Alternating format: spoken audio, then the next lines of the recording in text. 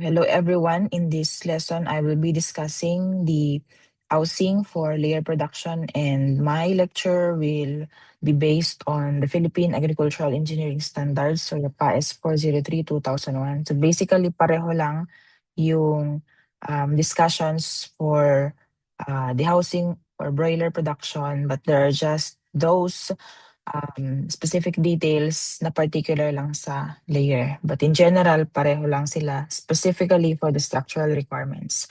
So let's start with the classifications of layer housing. No? We classify based on confinement and based on flooring. So based on confinement, the layer housing pwedeng pen type, ang kanyang housing, and then we also have cage or yung tinatawag nating cage layer production.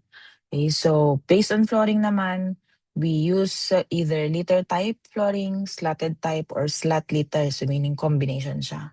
But the most common among these ay itong cage layer production because it is more convenient and more comfortable for the hens and for the farm workers in terms of managing or in terms of cleaning, in terms of providing feeds, in terms of collecting the eggs, and cleaning and disinfecting yung kanilang cages. Now, the difference is that pag gumamit tayo ng pen or floor system, the birds can move freely because they have wider area. They require nest kasi sa cage system, nasa-separate or mas systematic ang collection of eggs. But here, sa pen system, mas, kumbaga, mas nawarwara. Ayan. Yung pag-collect ng eggs because they have an open flooring, no? Or pen system. So they have to have nests para mas organized and mas systematic din yung collection ng eggs and of course yung consequently handling ng eggs. It's lower cost because you are not using cage and wala kang specific na ginagamit na wire netting, or mga wire walls ng cage, etc. And then, the disadvantage is that because nawarwara doon sa pen or floor system, there's a higher egg contamination risk. So, yun sa floor system or the pen system. Now, for the cage system, it provides better egg cleanliness, easier management, mas ma-manage ng maayos kasi hindi naiipon yung manure doon sa mismong cage because of the slatted na structure or feature ng cage, and wire netting siya. So, nahuhulog yung mga manure. Nasi-separate siya from the eggs. And then, it can accommodate higher stacking density. When we talk of higher stacking density or stacking density, that pertains to the number of birds or hens na pwedeng ilagay kada cage or kada area. Pero, it requires higher initial investment. Okay? So, the minimum na space requirement for the cage system kung gagamit is 5 square meter kada 100 birds. So that's the difference between the pen and the cage system. Both have advantages and disadvantages. As to space requirements, this is different from the broilers because shorter yung production cycle ng broilers natin. And as to layer hens, they can be raised until even beyond 22 weeks.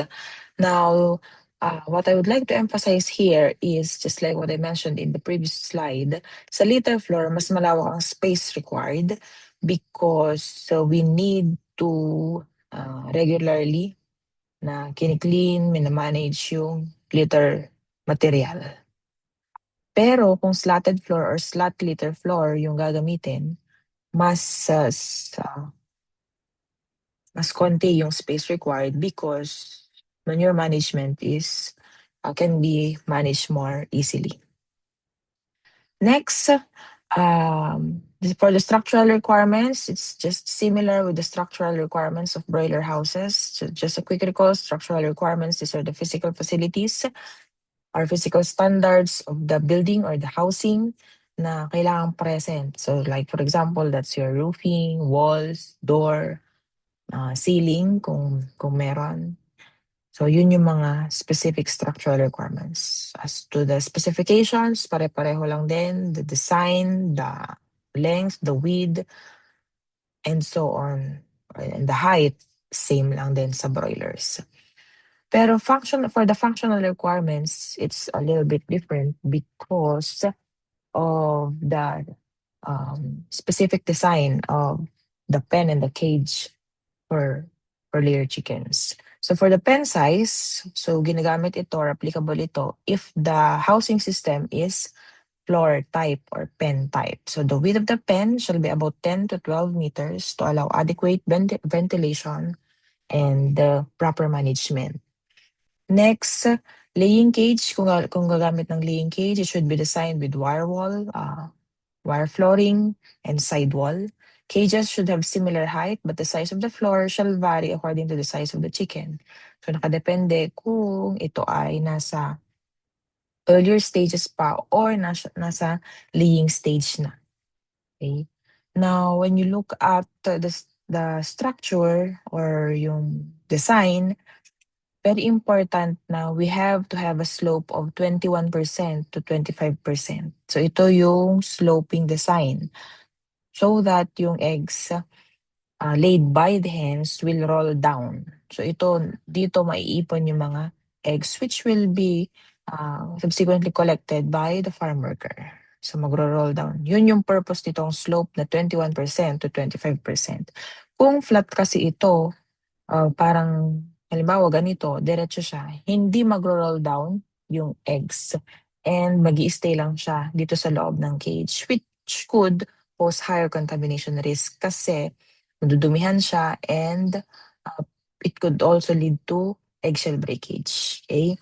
And then, dropping tray shall be provided underneath the floor of the cage para sa collection of manure.